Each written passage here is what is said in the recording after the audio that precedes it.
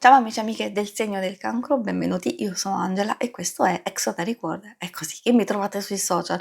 Questo è l'oroscopo lunare motivazionale che vi darà dei suggerimenti e vi aiuterà a trovare la spinta giusta per affrontare il periodo dal 13 al 28 agosto verso la luna piena in pesci. Vi ricordo che è una stesa generica, prendete solo ciò che vi risuona di più, se volete potete integrarlo col vostro segno lunare. In descrizione trovate le recensioni dei mazzi usati e i link per acquistarli. Vi invito a iscrivervi e abbonarvi al mio canale per sostenere il mio lavoro. Vi ringrazio moltissimo se lo farete o l'avete già fatto. E adesso partiamo con la lettura. Andiamo a accendere la nostra luna. Vediamo dal punto di vista astrologico cosa aspettarci. Diciamo che è un periodo adatto per la riflessione e la ricerca, soprattutto a livello spirituale, di allontanarsi un attimino dalla realtà per creare i nostri spazi e per scoprire i nostri sogni.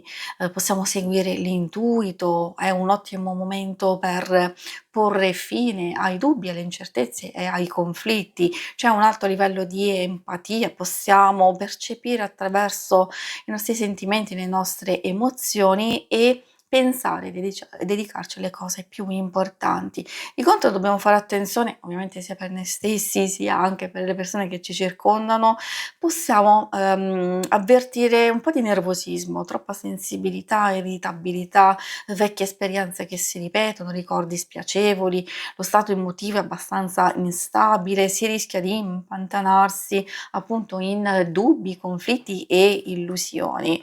Quindi è un momento in cui magari anziché lasciarci trascinare da queste emozioni, possiamo abbracciare maggiore comprensione e pazienza. Vediamo il vostro primo oracolo. Ha un punto di partenza, quindi intorno al 13 agosto, molto forte, molto netto, perché quando salta fuori questa carta e che appunto ci parla del lavoro sulle ombre, vuol dire che c'è un qualcosa che ci sta condizionando. Può essere il nostro passato, che appunto ci impedisce di andare avanti, può riguardare un ambito specifico della vostra vita, anziché magari appunto lasciarci bloccare, questa carta ci consiglia proprio di lavorare sulle nostre ombre, di andare a scavare le cause alla radice di un problema che è nel presente, di affrontare le esperienze represse, di liberarsi di ferite. Quindi è un inizio importante perché se non abbiamo fatto determinate cose nella fase precedente, magari cogliere quelle che sono a livello emotivo, interiore o delle cose che ci trasciniamo, possiamo migliorarle e iniziare questa fase in un modo decisamente più attivo e più propositivo. Se facciamo questo effettivamente già la carta successiva in qualche modo ci aiuta a comprendere determinate cose. Per incoraggiarci, secondo me sì, è importante sapere, infatti il significato di questa carta, di essere difesi, protetti, assistiti dall'universo, da un potere superiore, e quindi è importante sapere che un angelo, magari qualcuno che non c'è più o uno spirito guida è con noi e a fianco, diciamo, a noi, ci protegge, ci sostiene, ci può aiutare in un momento difficile, ci può infondere fiducia e coraggio. Poi può essere anche una persona reale. Ricordo sempre che si tratta di una stesura generica, quindi ognuno di noi vivrà, diciamo, vari aspetti. Diciamo che l'energia principale è questa, e in più troviamo la gibbosa calante che nel suo messaggio ci sta dicendo e ci parla di pausa, di riflessione, di trasformazione. Quando attraversiamo una fase del genere, possiamo sentire un calo di forza, un calo di energia. Quindi tutto ciò non accade a caso. probabilmente abbiamo bisogno di fermarci un attimino, di fare un bilancio, c'è la necessità di raccogliersi in silenzio o con, le cose più care, anche le persone più care, più strette, e cercare di andare magari a metabolizzare, un evento, oppure aiutarci a comprendere meglio una situazione, quindi pensare prima di agire o di prendere determinate decisioni. E adesso andiamo a vedere con l'oracolo dello sciamano quali altri suggerimenti troviamo.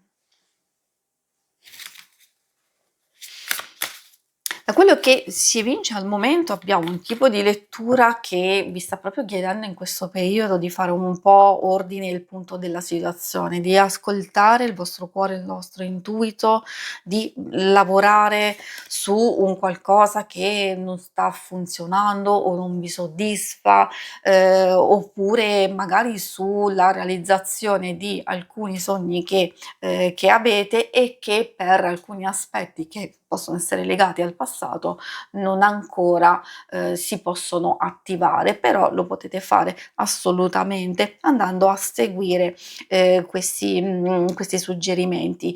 In più abbiamo il bastone e questa è un'energia, potentissima perché ha a che fare con, l'esplorare, il nostro modo di dirigere la vita, ci parla di potere che nasce dal cuore e non dal controllo, di, ascoltare la nostra saggezza interiore, le nostre esperienze, quando possibile, il più possibile cercare la via di mezzo, l'equilibrio su quando è il momento di agire e quando fermarsi, quindi aver consapevolezza nei nostri movimenti, di non essere impulsivi, valutare, infatti abbiamo visto i suggerimenti che ci parlano di usare al meglio la nostra, volontà per lasciarci guidare nel modo giusto. Quindi assolutamente di non lasciarci proprio dominare da quei sentimenti, da quelle emozioni, soprattutto se ci portiamo dietro un qualcosa di difficile e di pesante. Il sonaglio, se ci liberiamo assolutamente entriamo immediatamente in energie abbastanza positive dove c'è un richiamo importante. Cosa ci sta dicendo il sonaglio? Ci parla di protezione, abbiamo visto e abbiamo capito che siete protetti e siete sostenuti, ma allo stesso tempo ci parla di risveglio, di un potere latente, di una capacità, di un qualcosa che abbiamo dentro di noi. A volte si può trattare anche di un obiettivo, un qualcosa che abbiamo messo da parte e che abbiamo bisogno di iniziare di nuovo, di sbloccarlo, e ci parla anche di comunicazione, quindi di fare attenzione alla comunicazione, che non sia eccessiva, che non sia pesante e ci sia un certo equilibrio. L'altro messaggio arriva dal gufo e questo è secondo me un messaggio importantissimo che ha a che fare con il vedere ciò che non appare subito. Ecco perché abbiamo bisogno di, non intervenire, di valutare, di non essere impulsivi, di, ascoltare i segnali, e questo ci porta a chiarezza nel buio di alcune situazioni che possono essere un po' difficili e confuse, e, quindi trovare quei messaggi nascosti, trovare nei gesti, nella quotidianità un qualcosa che, ci può sostenere, ci può aiutare, ma che per noi può essere anche qualcosa di importante per sviluppi futuri, sviluppi successivi. Si conclude qui la lettura, vi ringrazio per avermi seguita. Se volete in alto a destra trovate il logo per iscrivervi al canale, mentre in basso trovate le schermate per vedere il vostro oroscopo settimanale e quello mensile. Alla prossima, vi auguro una buona luna. Ciao!